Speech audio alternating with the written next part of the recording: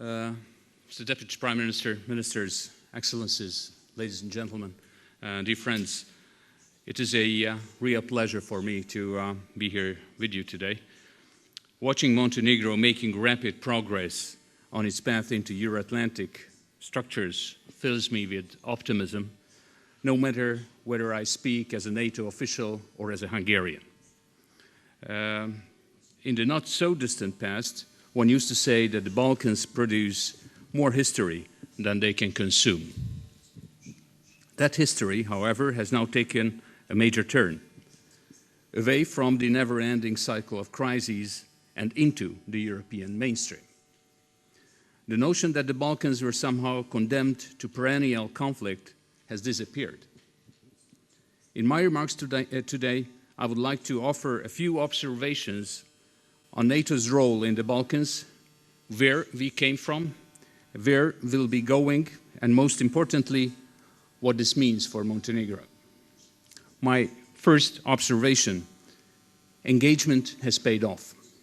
The first half of the 90s were characterized by a collective Western inability to appreciate the Balkan conflicts as a major challenge to European security. Indeed, many in the West were trying to keep Southeast Europe at arm's length. The region was told to first settle its problems before knocking at the door of Europe's more fortunate half. The fear of getting tied to the proverbial Balkan powder keg kept countries away from tackling the problem head-on. Western approaches were therefore uncoordinated and very often ad hoc. This brings me directly to my second point. Countries do have a learning curve, and consequently, so do the institutions in which countries coordinate their policies. It took several years before the international community, including NATO, developed a coherent approach vis-à-vis Bosnia. When the Kosovo crisis heated up, the need to become engaged led to a coherent reaction within weeks. In the former Yugoslav Republic of Macedonia, the alliance displayed an even shorter reaction time. In fact, NATO did not merely react, but it took measures to prevent the crisis from escalating. In short, the need to engage early has been assimilated by our nations and institutions. My third point, international law is more powerful than we think.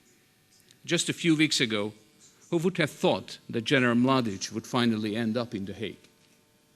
Well, he now is in The Hague, and he is not alone.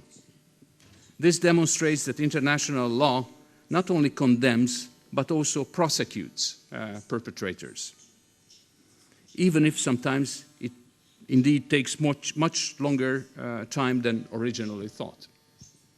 All this will go a long way towards closing a dark chapter of the history of this region and towards fostering the kind of reconciliation that is indispensable for embracing the future. My fourth point, the international community must stay engaged in the region. Currently, our governments are preoccupied with issues such as the impact of the financial crisis or the handling of Libya or broad security challenges like cyber defense or the proliferation of weapons of mass destruction or terrorism. But we must not, and we will not, let these developments distract ourselves from finishing what we all have recognized as our unfinished business in Southeast Europe: the completion of these countries' integration into the Euro-Atlantic structures. The European Union and NATO must continue to keep their doors open in a credible way, and both of them must provide clear and realistic guidance for these countries so that they can chart a viable course. Fulfilling these conditions of membership will remain a key requirement. But let there be no doubt, this is a two-way street. Once these requirements are met by the applicant countries, they should not be kept waiting for much longer. And this brings me to my fifth point. Montenegro is on a viable course. The country is energetically pushing reforms across the entire spectrum of its domestic and foreign agenda. It participates fully and constructively in regional initiatives, building good relations with all its neighbors.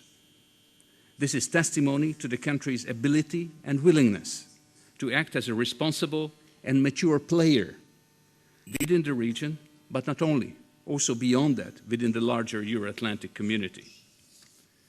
Just half a year ago, Montenegro became a EU candidate country. Given that its independence was achieved only 5 years ago, this is, I think, a very powerful indication of Montenegro's reputation as a reliable and committed country. The country is clearly on the right track, not only in introducing, but also in implementing an impressive reform agenda.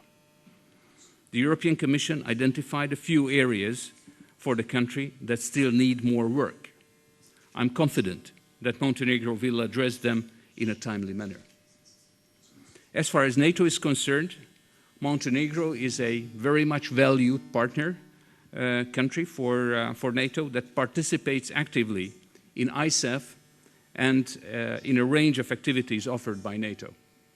Above all, the country is making steady progress within the membership action plan. So in Montenegro's case, the question, for quite some time already, is not about if, but rather when the country completes its journey into NATO. And this brings me to my last point, which is to stress the importance of building strong public support for the country's bid for NATO's membership. Strong commitment and determined efforts of governments to promote their country's membership in NATO are clearly paramount, no doubt about that. But in itself, this is not enough. It is not just governments that join our alliance. It is countries. That is why it is crucial, also for the success of the alliance, to bring the wider population along. Let me refer to the experience of my own country, Hungary, in that regard. When we were approaching NATO membership, we mounted a robust communication campaign to convince the larger public that the path chosen was indeed the right one. For Hungary, this strategy paid off. For Montenegro, the situation may well be very similar. Dear friends, in conclusion, just a few words. Southeastern Europe has come a long way, and so has Montenegro. Through determination and persistence, this country has firmly put itself on the path of Euro-Atlantic integration. But let us not forget, even once all of Montenegro's legitimate aspirations will have been realized, there will still be others in need of support for their own journey. We must not forget these countries. After all, joining NATO does not mean that one is leaving one's neighborhood. Only when all of the Southeast European countries will be anchored in Euro-Atlantic structures will the journey of this region be truly complete. That last chapter of the story of this region's full integration into Euro-Atlantic structures is currently being written. By writing the story together, we can make sure that it will have a happy ending. And this conference today is an important contribution in that regard, on that path. Thank you very much.